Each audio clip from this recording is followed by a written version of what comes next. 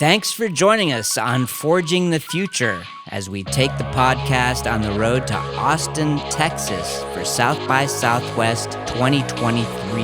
As a sponsor for the Houston House, alongside Greater Houston Partnership, I had the chance to talk to a dynamic group of investors, founders, and contributors to the startup ecosystem. This episode, we're talking with startup founders in a variety of emerging industries, including medtech, sportstech, healthtech, and pettech. Let's check in with the founders I had a chance to talk to.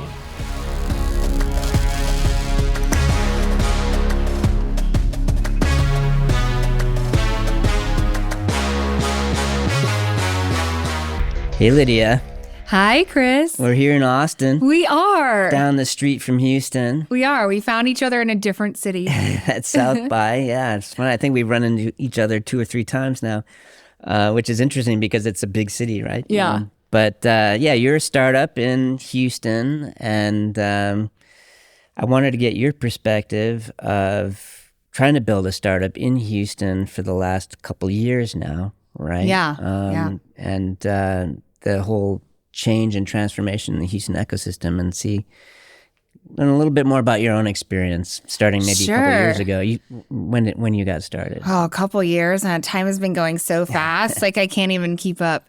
It's been a wild ride. I think when I first started making TEAMATES, I didn't really, and this is something that is a huge lesson for me, I didn't really think about kind of like growing it. Mm-hmm. I was just like, I want to make this product and put it out on the market. And then I didn't really think about where to go from there. So I didn't have a great roadmap, which was my mistake. But it was really interesting growing it because I found that like tech is still behind in Houston, in my opinion. I mean, you guys are doing great things with soft tech, but there's still like a lack of understanding of tech. And Austin, for example, is a lot more of a tech city. And we're trying to get there in Houston, but we're just not quite there yet. So when I was making it, I found it interesting in how I had to go, outside of the city to like find ideas, but they were actually and people to work with, but they were actually in the city, but I just didn't know that they were there. So I think a lot during the past few years has changed because people are being more outspoken about it. And there's more hubs like, your venture studio and the Ion and all those places we go for meetups and pitch competitions and whatnot. I think it's becoming way more out there than it was. And I felt very alone at the beginning when I first did it because it was like 2020 when I started originally building TEAMATES. And to be fair, it was like pandemic, crazy pandemic time. But I definitely felt like I lacked resources, which has changed so much in the past 2 years. And I think we'll keep going further and further forward with that. I think it's just really about putting emphasis on tech in Houston, which I know a lot of people are trying to do, and making sure that what's ingrained in Houston's mind, like oil and real estate and whatnot, is expanded.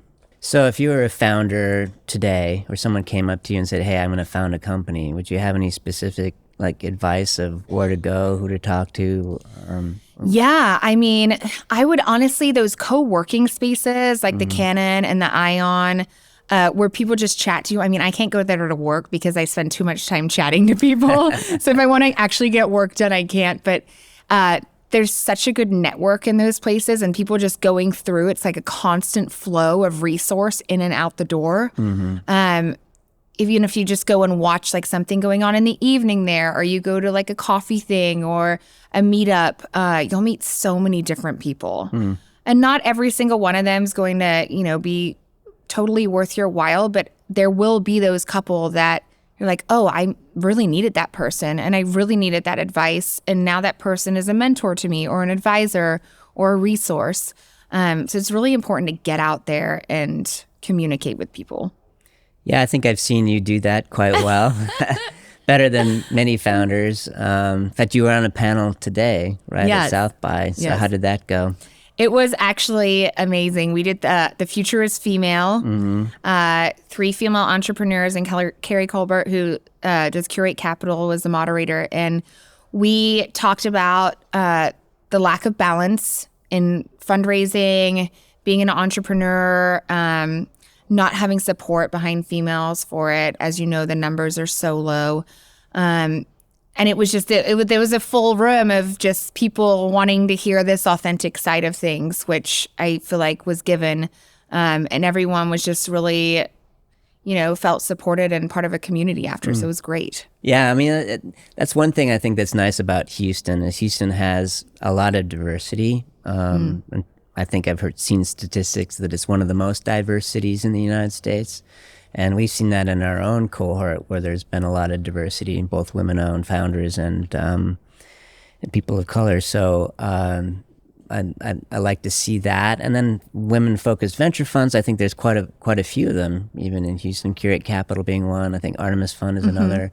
There's a number of other ones that are focused on female founders because, the delta in funding for female founders is just really currently still abysmal. Yeah, it is. And you mentioned specifically that there's still a lack of funding for startups. Are you having to go outside Houston for that? Or? I am, yeah. I'm not sure if it was so much the female side of things and more the sports tech side of things. I know Houston is starting to try and go that direction, but it's not quite at the point yet where they're investing a lot into it. So yeah, I'm Silicon Valley, Boston, Austin, different areas that have more understanding of that, which I hope Houston will see and will get there. I think it's more just a lack of understanding of it. And tell me a little bit about your current startup, TEAMATES. Yeah, so TEAMATES is a multi-sports meetup app with social media and rewards, and we've just launched a Web3 NFT community. So you can go on there if you want to join a pickleball game or a run or play a golf round. You can find people to do it with, which I discovered as an adult. There's a huge lack of connection there between adults, like being able to just go out and have fun playing a game. It's like it's all fun when we're kids and then it stops. And why does it stop? I love going out and playing a soccer game or a pickleball game. So I was just trying to bridge that gap there. And also, like, when you're moving to a new town or you're traveling, it's hard to make new friends or find people to do stuff with. So what I discovered is that a lot of adults felt the same as me. And it seems to be a really good connector and icebreaker for making friends. So if you're in a different city, you can use the app to get a golf partner, or if you want to play pickleball or something and you need a partner, you can just use the app and and meet up. Yes, exactly. I think that's pretty cool. Sports meetups made easy. Well, anything else you plan to do at South by? I'm actually about to exit South by. It's been great. It's felt like Vegas for a few days. But no, it's been, I've been to some great panels, saw some music, had some meetings. It's been full on. And you guys are doing such awesome things here too. Oh, thank you. With your Forging the Future. And I know you guys had a lot of events going on, and this event here at the Line has been fantastic. So yeah, thank you for all that you're doing for the Houston ecosystem. And yeah, appreciate you having me on here. Yeah, thank you, Lydia, and good luck. Thank you. Well, hello, Taci. Thanks for joining me today. And you have a really interesting startup based in Houston. I wanted to talk a little bit about what that is. Yeah, thank you, Chris, for having me. So we recently started Systemic Bio. We actually just announced the launch of Systemic Bio back in September of last year. Congrats. Thank you.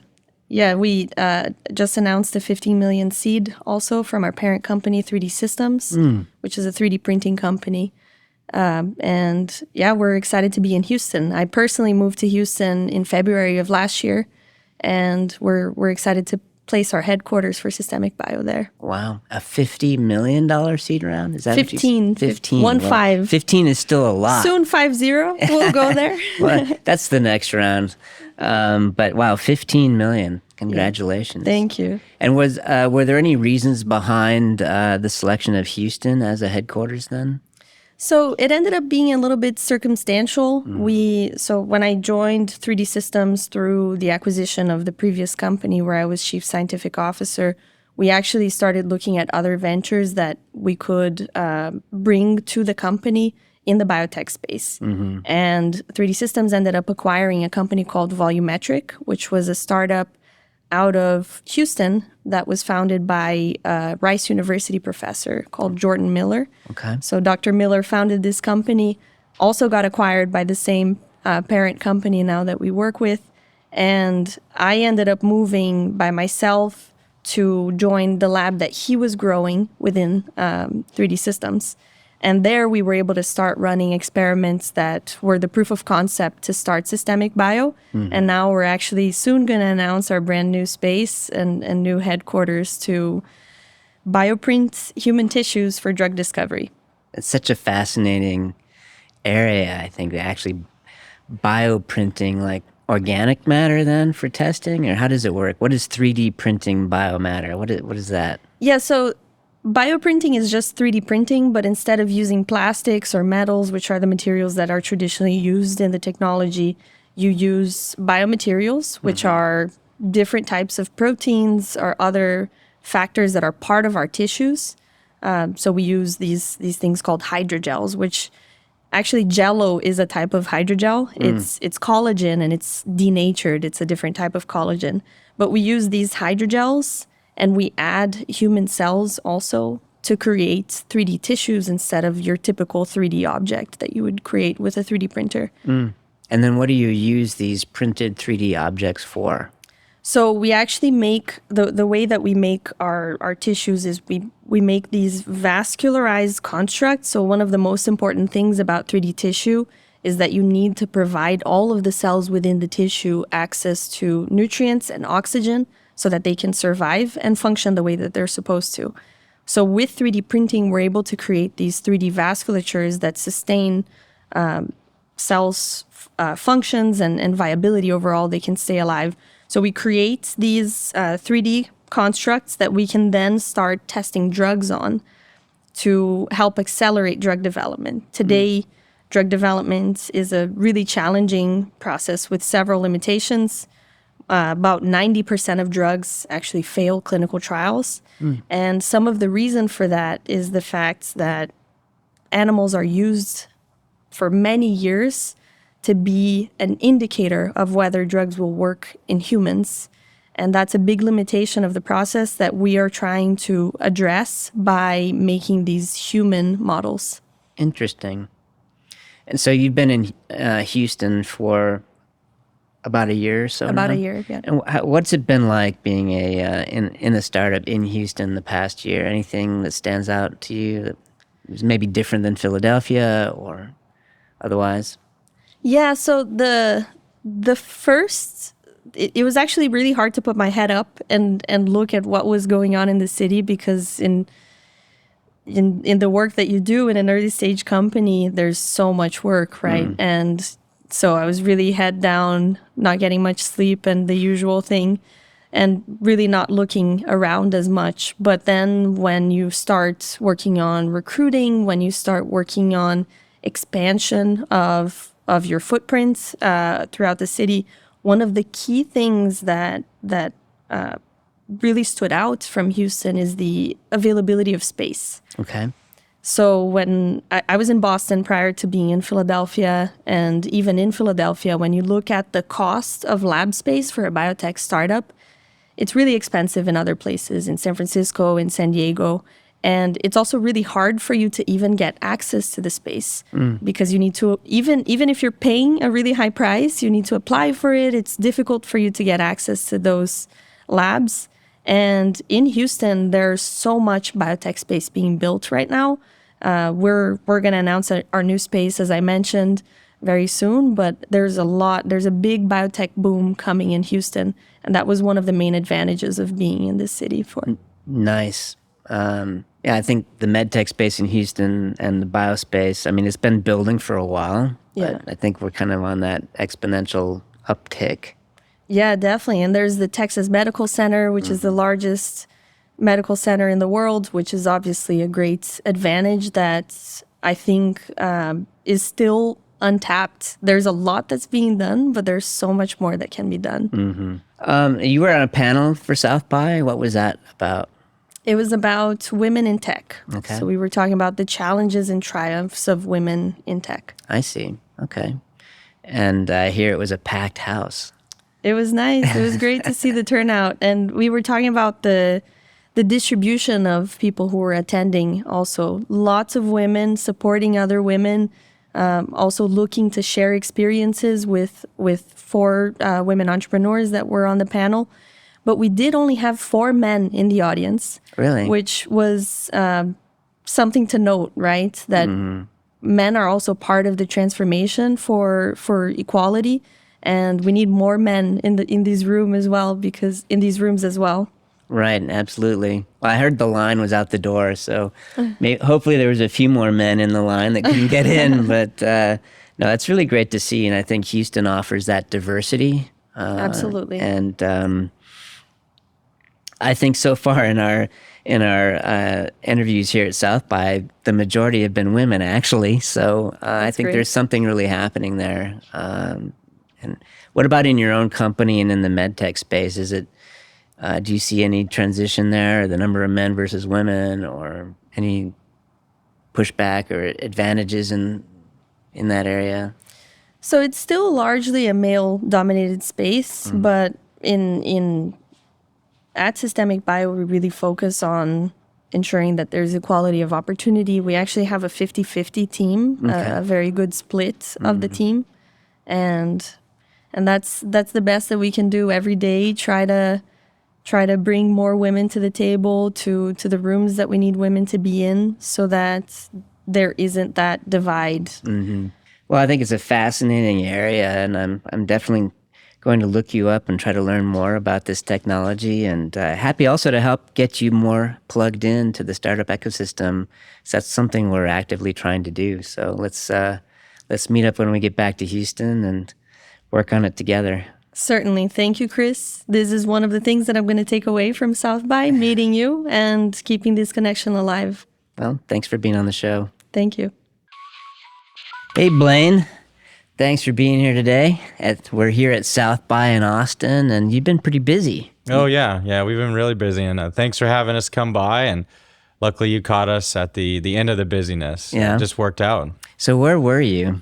We were at the Capital Factory house. Okay. We had an activation there on floor 16 and floor 5, and we're part of their venture wing as well. They gave us the opportunity to show off our product, and luckily it worked, and we had a great time and met a lot of great people. And your startup is called FitLift, and what does it do exactly? Yeah, so we're FitLift. We're a wearable device and a mobile application that gives you real-time feedback on your form while you're strength training. So what's it been like for you in Houston as a startup?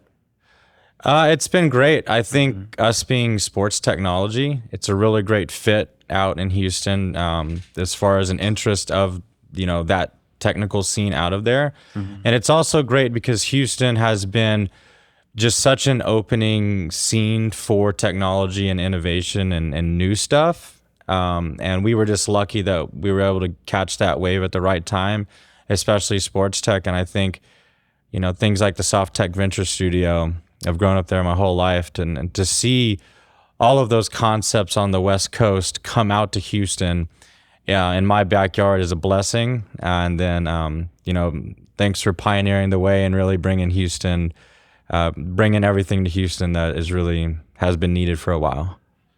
Sure. Well, and then you were telling me that you've had some interesting applications now for your technology. I mean, you're selling into a lot of universities about how to fit, how to lift in a way that you don't hurt yourself and injure yourself. That's right. But tell me a little bit about this new part of your business that maybe was unplanned. Very unplanned. So we are soon gonna work with NASA and Johnson Space Center and help their astronauts train smarter and for the conditions in space. We'll be at their Moon to Mars festival. We're tomorrow for 4 days, and the reason we were afforded that is there was a great fit with our product being able to handle the conditions in space, as well as a fit for the needs of the performance coaches at NASA. Interesting. So it's not just training on the ground. Are they getting that? Is the idea is to actually use the FitLift technology like on the space station or in space? That's the North Star for us. Really? Yeah. It would be on the space station while they're up there. Just because I would imagine it's hard to get a strength coach up there last minute. That's there's a lot more moving parts than getting in a car. But for the foreseeable future, they would like to use it with just training them to be fit. So by the time they're in the spacecraft, they're ready to go and able to handle the needs of, those rapid changing, sometimes dangerous conditions up there. Yeah. And now you're also part of Capital Factory, right? So what are you getting from Capital Factory? We're getting a lot of business development help and exposure at just the next stages. The two biggest things that have been great for us is all the DoD exposure. We met and shook hands with a 30-year colonel in the Army that happens to know directly the performance coaches over in the Army. You probably imagine it's a pretty big thing to be fit, to be a soldier, and so we do see a lot of business development help with that, as well as we have a direct connection and a meeting with Brandon Bean, the founder of Gold's Gym. So there were two very beneficial business development things with Capital Factory, exposure to investors, and that was a really good fit at kind of the next stages of where we're going, and we're just blessed to continue to make progress and the startup and look forward. So who are you working with at FitLift? Yeah, so over the last few months, we added a lot of key clients. One of our biggest clients is an SEC program called the University of South Carolina, and we help optimize training for their entire football team, as well as other clients like Appalachian State and HBU. And those just kind of recently came previously. And then outside of working with NASA, we also work with the trainers that train James Paxton, so an ex-Mariner that now is on the Boston Red Sox, as well as a trainer that does train pitchers for the Dodgers and soccer players at the Sounders. So that was really great. And that exposure has, coupled with the actually getting our target market, has really been really fun and allowed us to scale like we had dreamed of. We just had to wait on that to come true, but now it is, and it's been worth it. Well, congrats on that. So it's a wearable device that you put on your wrist that helps make sure that you're using proper form during your weightlifting and training to prevent injury. Yes. Is that the summary of it? That's right. That's exactly it. Yep. Okay.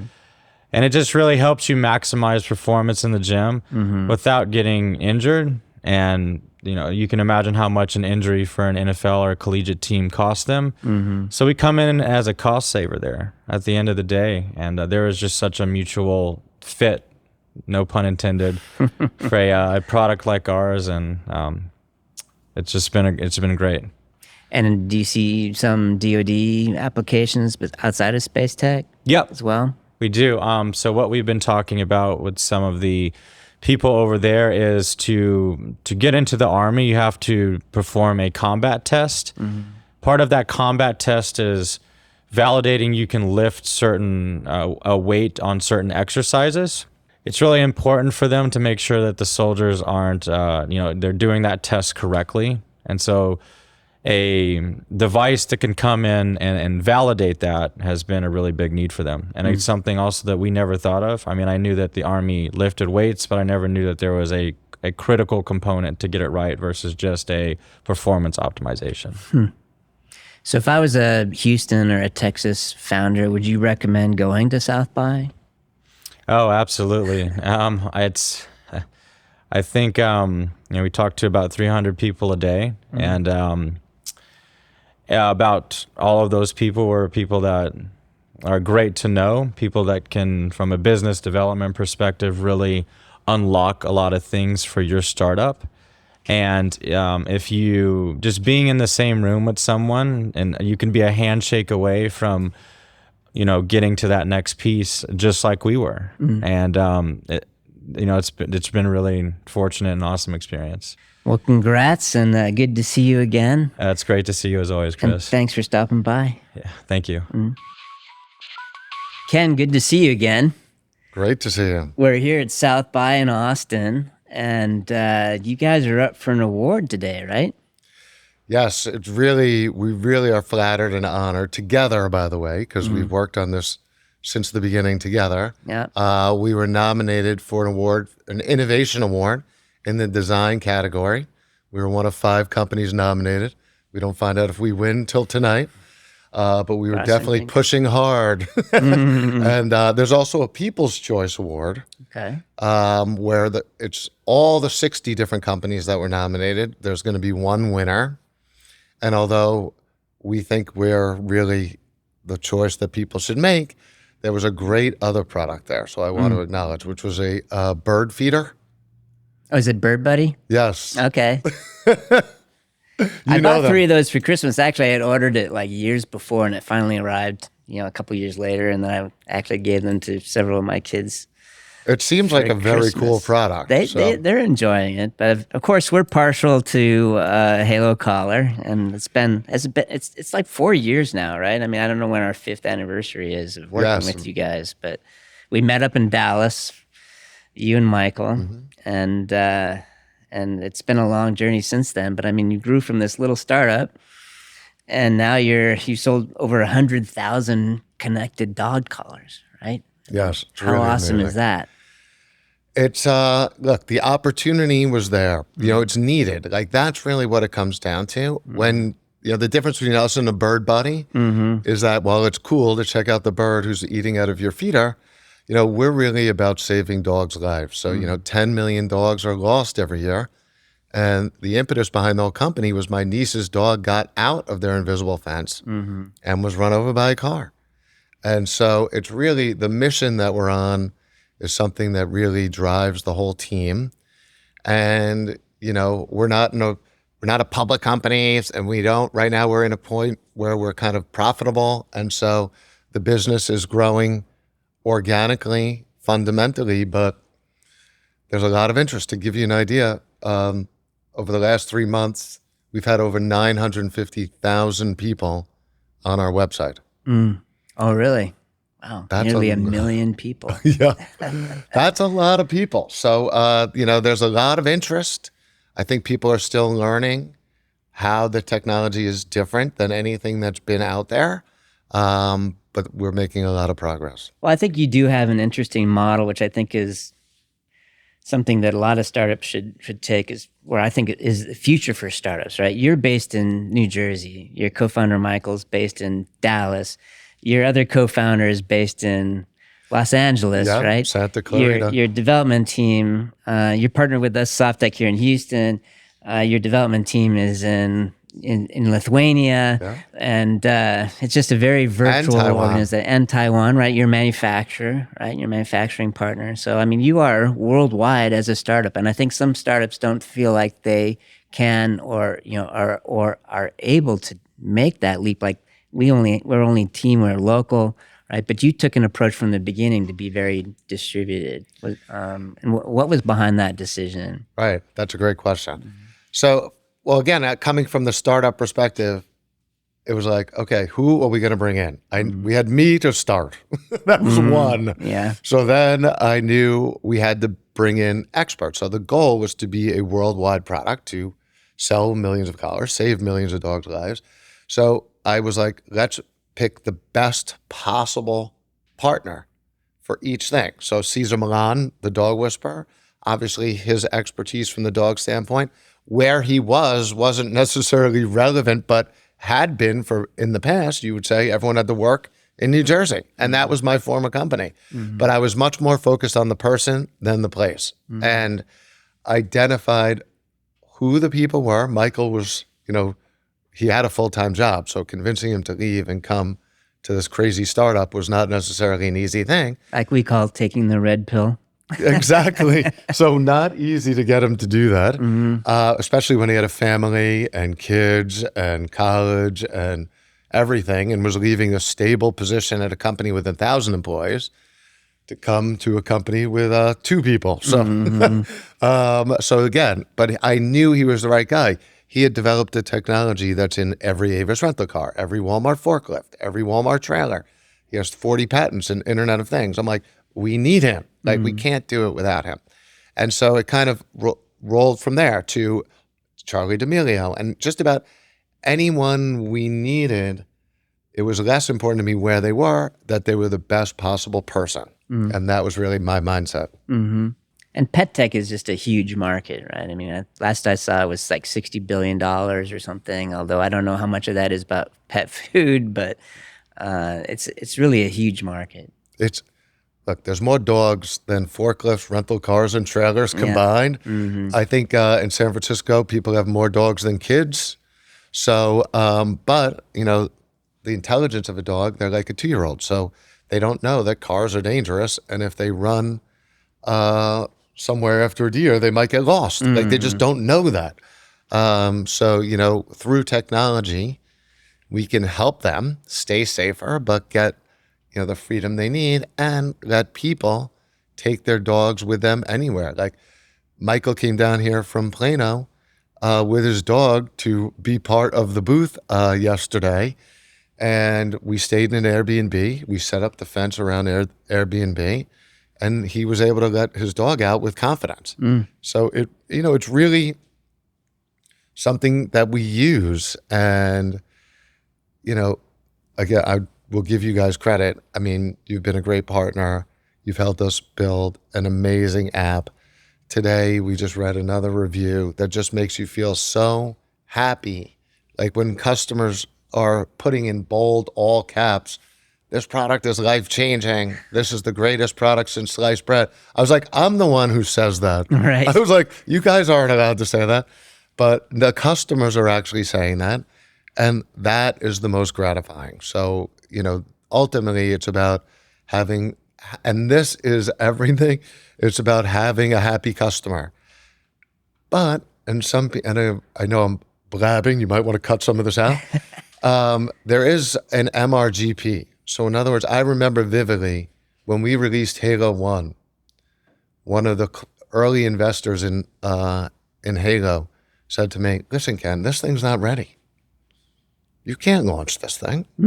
It's not perfect.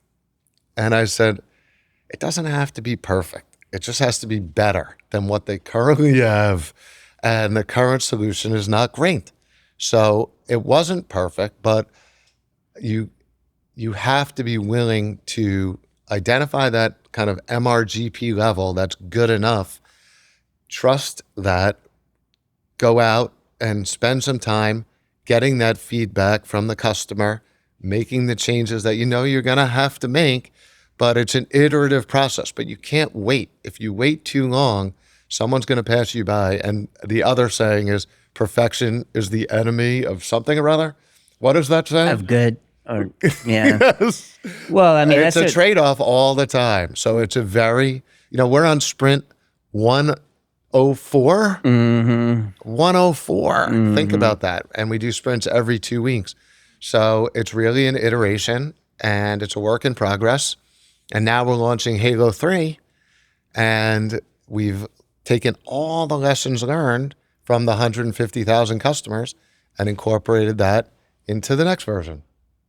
Yeah, I mean, that's a good point for startup founders who often feel like they need to build version 3.0 of an application or hardware or software in order to ship it. It doesn't have to be perfect. And you also need to get it out there so you can learn what you don't know. You don't know what you don't know yet. You need the customer feedback. You need to incorporate it. You need to iterate it. And then you need to ship, right? Yeah. And continue shipping. So. And you need a good way to even get the feedback, which is not easy, which you guys helped us build. So it really has to be this circle kind of from beginning to end that's fully complete, and then just kind of grow that circle. Well, good luck tonight on the award. Thanks for Thank stopping you. by, and hope to see you again in Houston soon. Definitely. I can't wait. Yeah.